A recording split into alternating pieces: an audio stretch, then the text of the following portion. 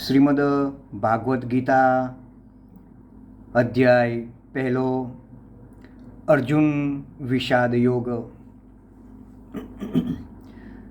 ધૃતરાષ્ટ્રે સંજયને પૂછવા લાગ્યા છે, હે સંજય, ધર્મસ્થાન એવા કુરુક્ષેત્રમાં યુદ્ધની ઈચ્છાથી ભેગા થયેલા મારા દીકરાઓ અને પાંડુના પુત્રોએ શું કર્યું તે કહો.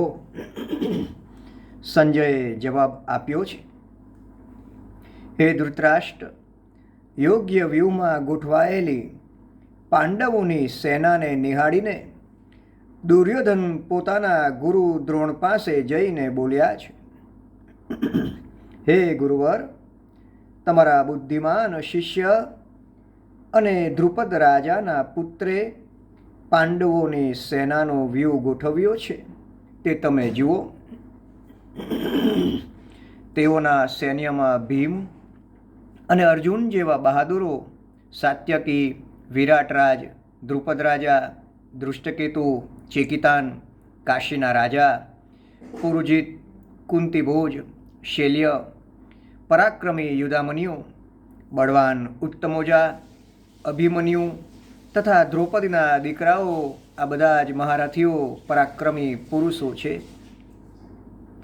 આપણી સેનામાં આપ પોતે, ભીષ્મ પિતામહ, કર્ણ, કૃપાચાર્ય, અશ્વત્થામા, વિકર્ણ, ભૂરિશ્રવા અને તે સિવાય બીજા અનેક યુદ્ધ શાસ્ત્રને જાણનારા શૂરવીર લડવૈયા છે.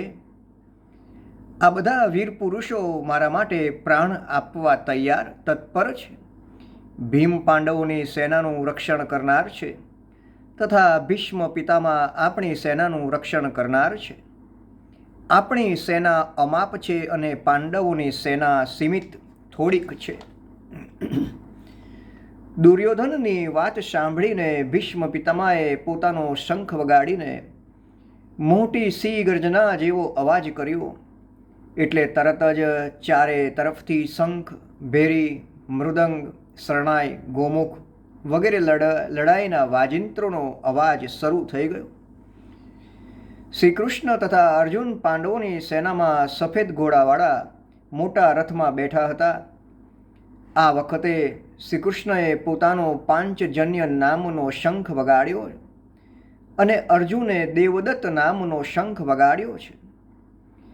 ભીમસેને પૌંડ્ર નામનો શંખ વગાડ્યો, ત્યારે યુધિષ્ઠિરે અનંત વિજય શંખ વગાડ્યો છે.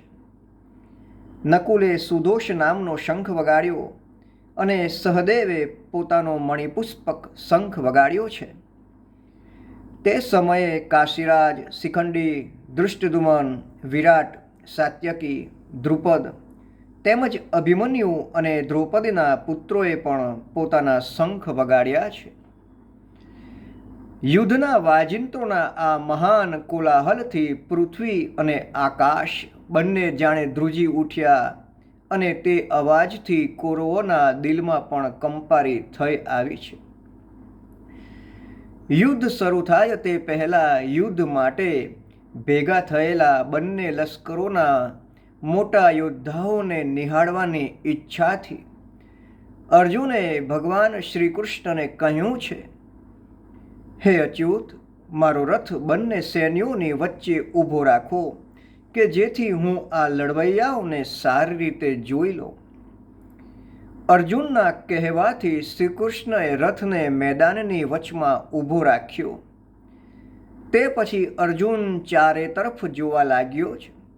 પોતાના કાકાઓ, મામાઓ, દાદા, ગુરુજનો, ભાઈઓ, પુત્રો, પૌત્રો, સસરા, મિત્રો વગેરે પોતાના જ માણસોને લડવા માટે ભેગા થયેલા તેણે જોયા છે.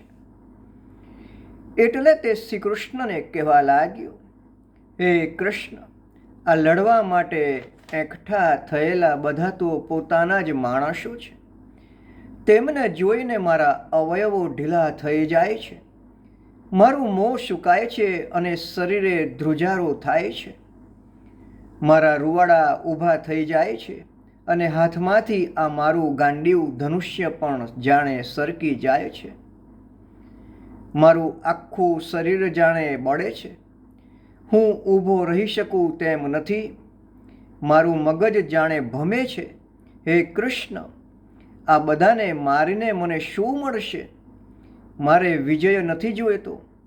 જેમને માટે આ રાજ્ય, સુખ કે ભોગ મેળવવાની મારી ઈચ્છા છે, તે બધા તો જીવ અને પૈસો બધું છોડીને મરવા માટે તૈયાર થયા છે. તો પછી મારે રાજ્ય મેળવીને પણ શું કરવાનું? અમારા ગુરુજનો, કાકા, પુત્ર, દાદા, મામા, સસરા, પોત્રો, શાળા અને સંબંધીઓ છે. તે બધા મને મારી નાખે તો ભલે, પણ હું તેમને મારવાની ઈચ્છા રાખતો નથી. હે કૃષ્ણ, ત્રણેય લોક, પૃથ્વી, સ્વર્ગ અને પાતાળનું રાજ્ય મળવાનું હોય તો પણ હું તેમને મારીશ નહીં. દુર્યોધન વગેરે આ ધૃતરાષ્ટ્રના પુત્રોને મારવાથી મને કયો આનંદ થશે? તમે કદાચ એમ કહેશો કે આ આતતાઈ એટલે કે હલકા કામ કરનારા છે અને તેમને મારવા તે જરાય દોષકારક નથી. આ નીતિની વાત સાચી હોય તો પણ ધર્મ પ્રમાણે તો તે બરાબર નથી જ.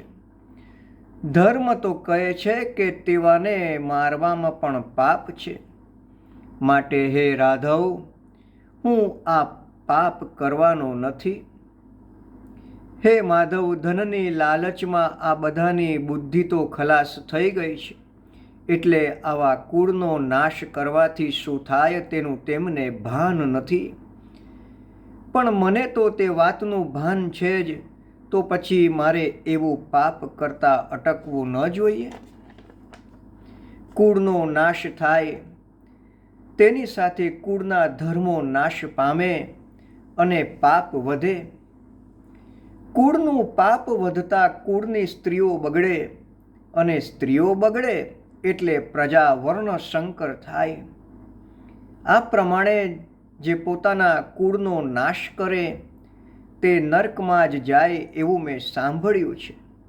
અરે, રાજ્યનું સુખ મેળવવાના લોભમાં અમે બધા કુળનો વિનાશ કરવા તત્પર થયા છીએ. દુર્યોધન વગેરે ધૃતરાષ્ટ્રના હથિયારધારી પુત્રો આ યુદ્ધ ભૂમિ ઉપર હથિયાર વગરના એવા મને કોઈ પણ જાતના સંકોચ વગર મારી નાખશે તો પણ તેનાથી મારું કલ્યાણ થશે. સંજય આગળ કહે છે કે હે ધૃતરાષ્ટ્ર, અર્જુન કૃષ્ણને આ પ્રમાણે કહીને પોતાના ધનુષ્ય બાણ એક બાજુએ મૂકીને મનમાં દુઃખ સાથે રથના પાછલા ભાગમાં જઈને બેસી ગયા છે. ઇતિ શ્રી શ્રીમદ્ભાગવત અધ્યાય 1 સંપૂર્ણ. શ્રી કૃષ્ણ કનૈયા લાલ કી જય.